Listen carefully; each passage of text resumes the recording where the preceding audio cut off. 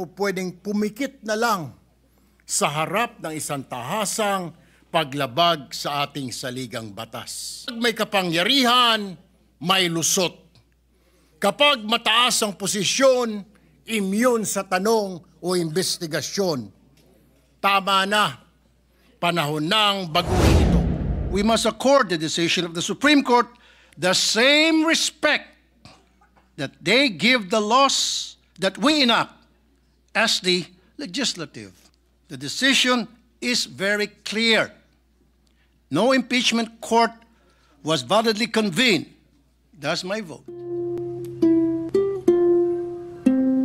Ginoong Pangulo, mga kapwa kong senador at sa sambayanang Pilipino, bumoto po ako ng yes sa mosyon na sumasang-ayon sa desisyon ng Korte Suprema sa impeachment case laban kay Vice President Duterte. Ito po ay hindi sa gusto kong iligtas ang Vice Presidente, kundi dahil malinaw ang sinasabi ng ating batas at mas malinaw pa ang desisyon ng Korte Suprema na ito po ay labag sa konstitusyon. Alinsunod po sa one-year bar rule, hindi maaring magsampa muli ng impeachment complaint ng 1 taon matapos ang naunang reklamo. Ayon po sa kataas-taasang hukuman, ito ay nalabag. At bilang mambabatas, hindi ako pwedeng pumikit na lang sa harap ng isang tahasang paglabag sa ating saligang batas. At para saan o ano pa ang saysay ng panunumpa natin noong nakaraang linggo sa tungkulin na nakasaad doon na that I will protect and defend the Constitution kung ito ay susuwin lang naman natin. Ngunit linawin ko ito. Ang boto kong ito ay hindi para i-absuelto si VP Sara Duterte.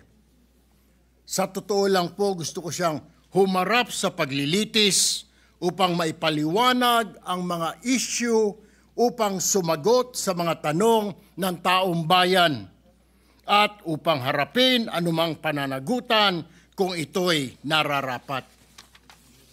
Dahil ang paninilbihan sa taong bayan ay hindi po pribilehiyo, kundi isa ring pananagutan. Public service is not just a privilege, rather it carries also huge responsibilities. Sa loob po ng mahabang panahon, nasanay na ang ilang matataas na opisyal kapag may kapangyarihan, may lusot. Kapag mataas ang posisyon, immune sa tanong o investigasyon. Tama na, panahon ng baguhin ito. Kung tunay po na walang kasalanan si VP Duterte, dapat siya mismo ang manguna sa pagbubukas ng lahat ng dokumento, paggamit ng budget at mga hakbangin niya bilang pangalawang Pangulo at kalihim ng DepEd. Walang dahilan para umiwas kung malinis po ang konsensya. Ang boto kong yes ay hindi pagtatanggol sa kanya, kundi pagtatanggol sa legalidad ng proseso. Hindi po ito ang wakas.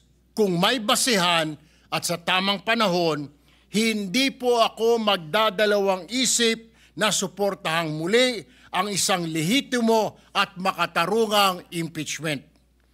Dahil ang pamahalaan po ay para sa taong bayan, hindi po para sa iilang nasa puder. Maraming salamat at mabuhay po ang sambayanang Pilipino. Maraming salamat, Senator Erwin Tulfo. Ginoong Sekretaryo. Senator Tulfo, Rafi. Senator Rafi Tulfo is hereby recognized to explain his vote. Mr. President, my vote is yes.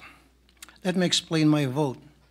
My dear colleagues, in our Constitution, the sovereign Filipino people agreed to establish a government that will run our country. Malinaw dito kung ano ang kapangyarihan ng bawat sangay.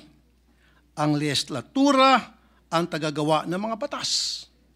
Ang ehekutibo ang tagapatupad ng batas. On the other hand, ang Korte Suprema naman ang taga-interpret o tagapaliwanag ng batas kapag may hindi malinaw dito o may pagtatalo kung paano ito ipapatupad. Kaya naman, ang respeto ng bawat sangay ng gobyerno sa isa't isa ay mahalaga upang tuloy-tuloy ang maayos na pagpapalakad ng ating gobyerno. Under the Constitution, it is the House of Representatives that shall have the exclusive power to initiate all cases of impeachment. Wala po tayo papel sa proseso na yan. Our role only comes when a valid articles of impeachment complaint is filed before us. Mr. President, the case before the Supreme Court is about the impeachment initiation procedure before the House of Representatives. Whether a case of impeachment has been initiated according to the text and spirit of the Constitution. Of course, I will not delve into the correctness of the decision of the Supreme Court, but I believe it is within their authority to interpret the Constitution and declare whether the actions and processes before the House is constitutional. And so, we must accord the decision of the Supreme Court the same respect that they give the laws that we enact as the legislative. That is the scope and limitation of our powers. Having said that, allow me to go to the clear, dispositive portion of the decision. Sa dulo po ng 97-page decision, ito po ang sinabi ng ating Korte Suprema.